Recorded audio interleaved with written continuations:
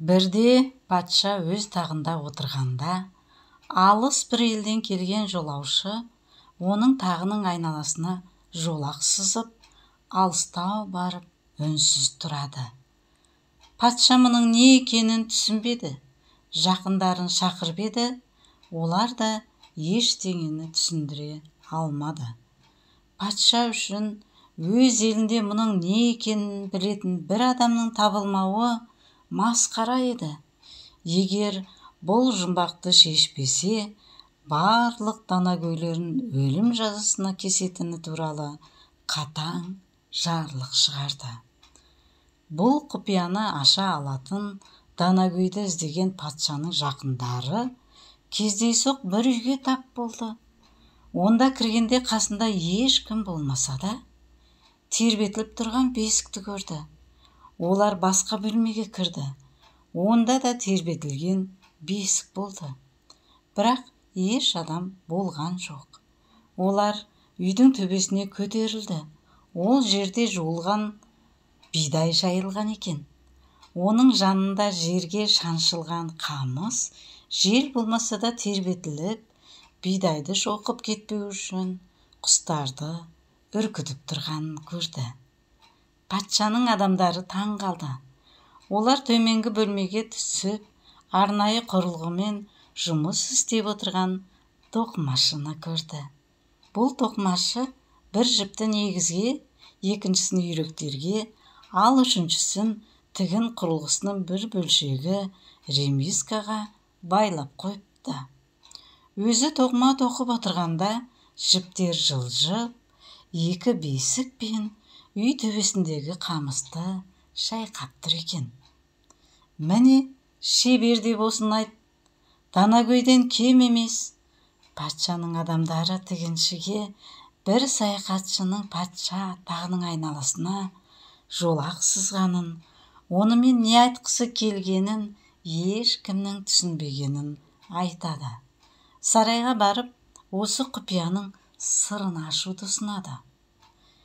Егер бұл жұмбақты шешсең, патшадан көп сыйлық аласың деп қосып қойды олар.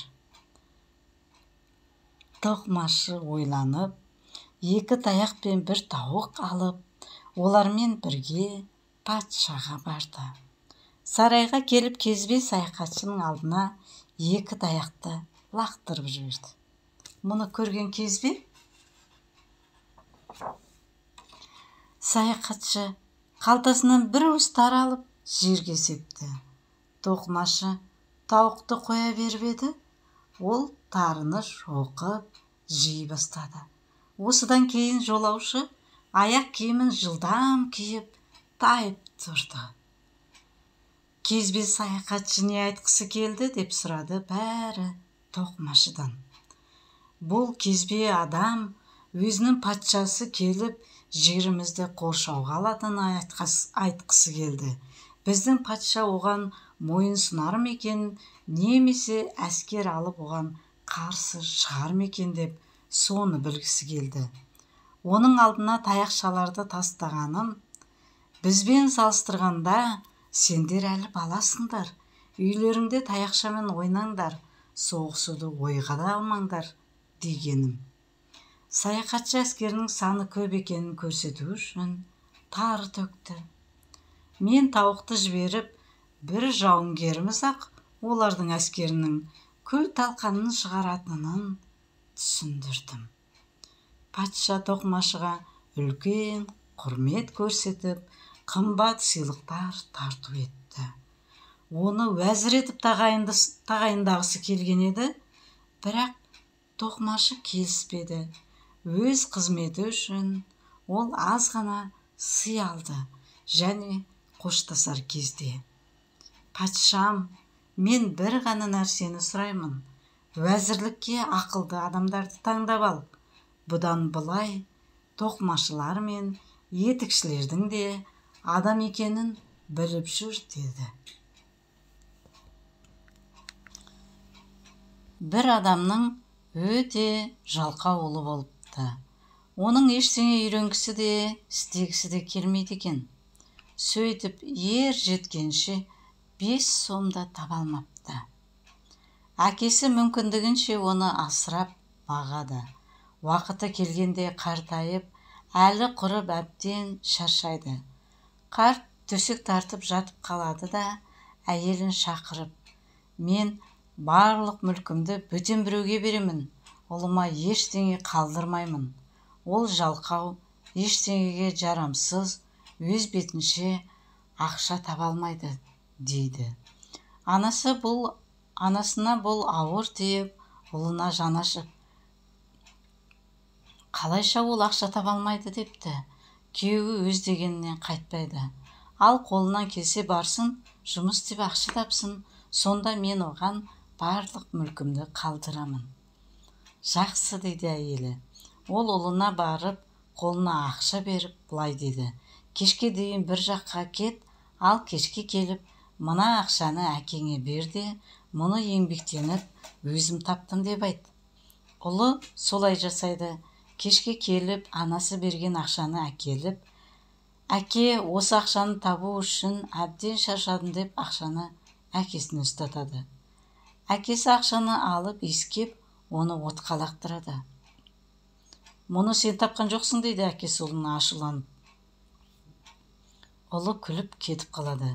Ертеңіне анасы баласына тағы ақша береді де, бар, күні бойы бос жүрсең де, кешке таман 2 шақырымдай жүгіріп әбден терле.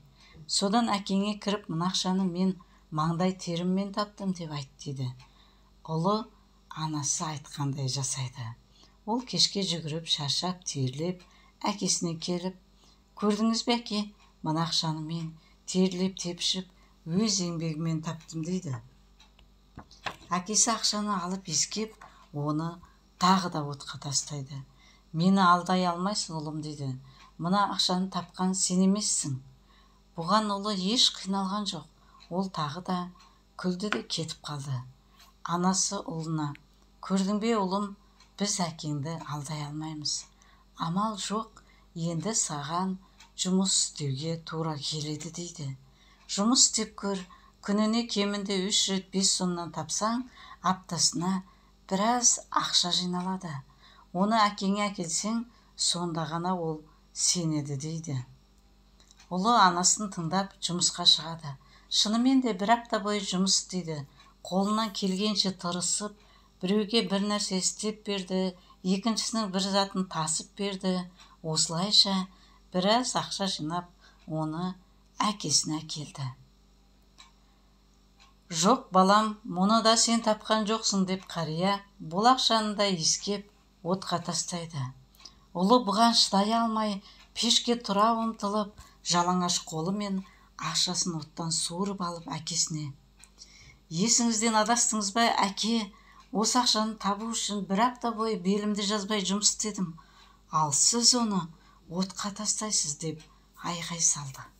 Сонда әкесі, осы ақшаны өзіңнің тапқаны енді ғана сендім. Өзің тапқан ақша үшін сенің жүрегің ауырды. Көрдің бе, балам, ақша табу қаншалықты қиын. Жұмыс істейтін болсаң, сенде бәрі болады. Ал жұмыс істемесең, аштан өлесің. Осыдан кейін әкесі ұлына барлық мүлкін мұра етіп, өзі қайтып оралмайтын жерге кетеді. Өткен заманда бір кедей адам данышпан қарияның алдына келіп, ата, жеуге тамақ, киюге киімім жоқ, не істерімді білмеймін, енді кімге барып зарымды айтсам екен, депті. Қария, сен кедейсің ба, десе ол. Иә, кедеймін, бала-шағам да, өзім де ашпын, киюге киіміміз де жоқ, деп зарлапты. Қария, онда сен маған оң қолыңды сат, қанша берейін, депті. Әлгі жігіт, жоқ, оң қолым өзіме керек, сатпаймын, депті. Сонда қария, болмаса оң көзіңді сат, депті. Жігіт, мен неге оң көзімді сатады екенмін? Ол өзіме керек, депті. Қария осылайша жігітке дене мүшелерін бір-бірлеп атап, сат деп сұрай береді.